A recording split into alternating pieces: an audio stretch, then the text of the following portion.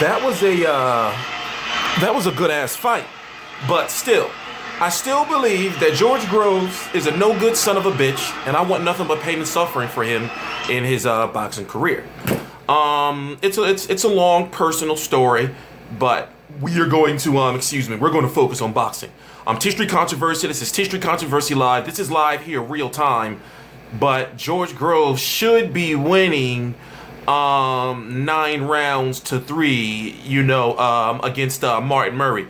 He literally punished Martin Murray, and this was the best George Groves performance I've seen since, I don't even know when. Now, he's now the #1 contender for Felix Sturm's WBA Super World title, and it's a good chance that Felix Sturm is going to be stripped. I heard the Sky Sports commentators talking about him being stripped, or if he's been stripped yet. I haven't seen nothing official from the WBA. I haven't even seen the B sample news.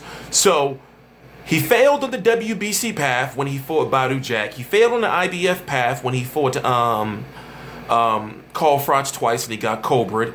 He even tried to stop Caleb Smith from becoming the WBC #1 contender. And now he's on the WBA path, which is the easiest path for him to take. And, I can actually see him being a champion. Before, I was kind of hating on him, because I really wanted Martin Murray to beat his ginger ass up. But, I got to call it like it is. And George Groves had a good, solid fight, even though the motherfucker blocked me on Twitter. He had a good, solid fight.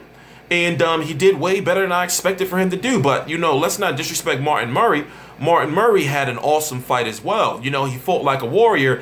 But the thing is, when it comes to Martin Murray, now his career, I guess you could say, pretty much in jeopardy, and somewhat over as far as being a world champion or fighting for a world title. Remember, he fought Arthur Abraham for the WBO, at 168, lost that. He fought Gennady Golovkin. You might as well say the Gennady Golovkin fight was kind of a title shot. He lost that. Remember, when he fought Sergio Martinez, he should have been the WBC 160-pound champion of the world. But he got some, Sergio Martinez got some home cooking. And when it comes to Felix Sturm, he should have been the WBA Super World champion with that fight. So when you look at what he's accomplished throughout his career, he's had some really, really big, major fights. And he got robbed in a couple of them. And, for him to lose the way he did, he put on a good fight, and George Groves answered a lot of questions about his chin, because during the 8th round especially, he took some mean shots, and he recovered well. Let's listen to what he has to say. I know he's gonna let's listen to it. And watch and listen to Eddie Hearn. Oh, the microphone. Something is wrong with the Sky Sports microphone. It's not, they getting him another microphone. We know Eddie Hearn gonna talk some jive, but they're gonna go after Fedor Chudinov next.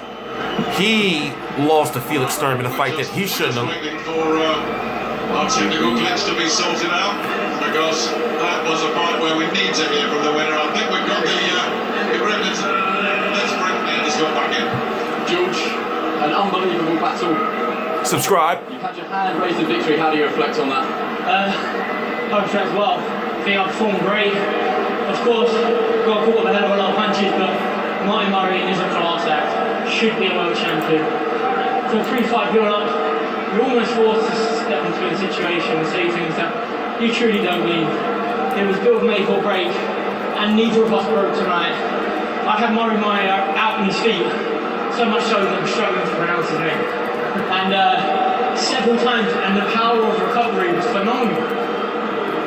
I'm punching hard, I'm doing good. I believe I'm better than anyone else in the world. That was my first big step up since losing to Badou Jack. I'll be even better in the next one.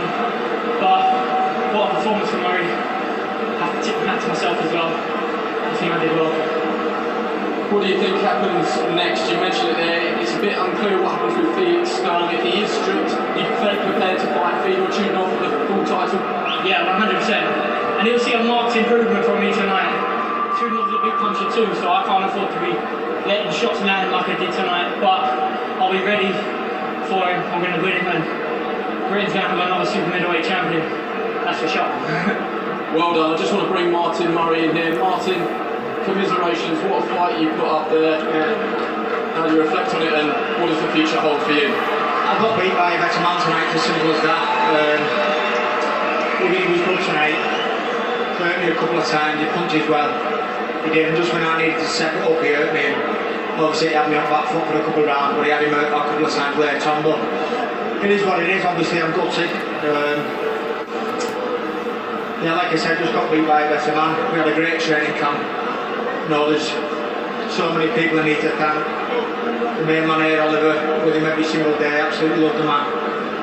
MGM, Daniel Oswald, all the team, Bitters, Michelle Condition, Andrew Pink, Physio. I'm going to go on a little bit here. It's not my retirement speech, by the way. But my wife, Jem, and my kids, all my family, all the support, you know. I'm sorry I didn't enough today. Like I said, I got beat by a better man. Me and Oliver's still learning every day in the gym. You know, it's a tough thing now, you know, 4 major fights. Been unlucky a couple of times, but, you know, got beat clearly today. There was no denying that. You know, I'm going to have a couple of weeks off now. I've been training for a long time. Spend it with my family, grew up with a lot with me. Spend some time with my family and my friends. And just chill out a bit and see what happens. You know, I'm not ready to retire. I just got beat by a better man. I can understand. Yeah, he got some more fights in him. You know, he got some more fights in him, but it's about what fights. You know, I'm pretty much sure Eddie Hearn's got, you know, some plan B set up. But you know, this is something crazy. I'll share this with you. You know, he was actually in the running to get Canelo a year ago. You know, a little over a year ago. Here's what happened. I was at the this was in November of 2014. I was at the press conference for Kovalev versus Hopkins, and the vice president of Golden Boy Promotions, Eric Gomez, was in a conversation with somebody. I forgot who. Oh, it was Abel Sanchez. And what happened was, I was like, I was in earshot where they were saying they were talking about how Martin Murray was going to fight Golovkin.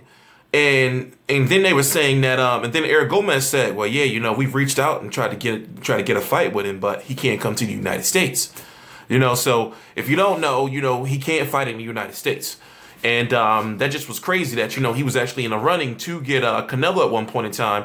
And at that point in time, it would have been a good fight, you know, because this was when, you know, actually, he really didn't have any true losses on his record. Because if you look at the Felix Sturm fight, you know, he should have won that fight. And if you look at the Sergio Martinez fight, he should have won that fight. And this was before he fought Golovkin. So, but I'm T Street Controversy. This is T Street Controversy Live. I cover every single major fight live. Follow me on Twitter. All the links to my social media are right down below in the description box. I'm going to take a couple of minutes to talk about what happened with the George Groves thing. Word got around to him about a video that I did that kind of went like, you know, a little bit viral. And, you know, George Groves has a large following. So basically, during the build-up, during the fight, I covered that fight like heavily. I was doing, you know, a video at least every 2 days. I was staying up to like, you know, 3 o'clock in the morning to watch The Gloves Are Off.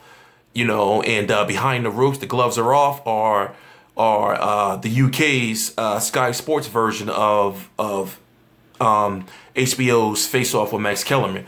And Behind the Ropes is their version of HBO 24/7. So I was covering everything, doing videos on the press conference and everything. And, you know, he just was a wanker. He was selling the fight. It's not, you know, he was just doing wanker shit. You know, so I understand he was selling the fight and being a goddamn, you know, annoying ass fuck. But I did a video after he lost, and, you know, it was comedic, you know, and I started just slaughtering him. And people got pissed. I had like 1,600 dislikes and, you know, all these racist comments and, you know, and everything.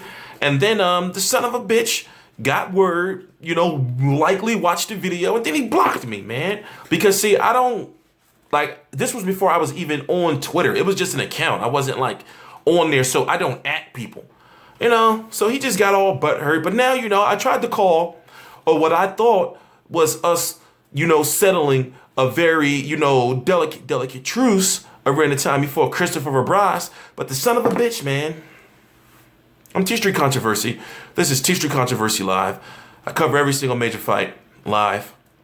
Follow me on Twitter at T Street Live. Follow me on Instagram at TST Controversy. T Street Controversy Live. You know what? Before we end, let's listen to what the Cobra has to say. I think they were both sort of maxed out towards the end.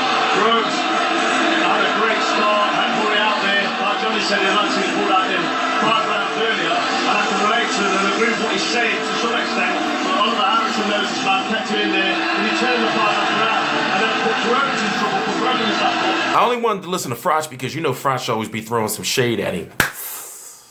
Cobra.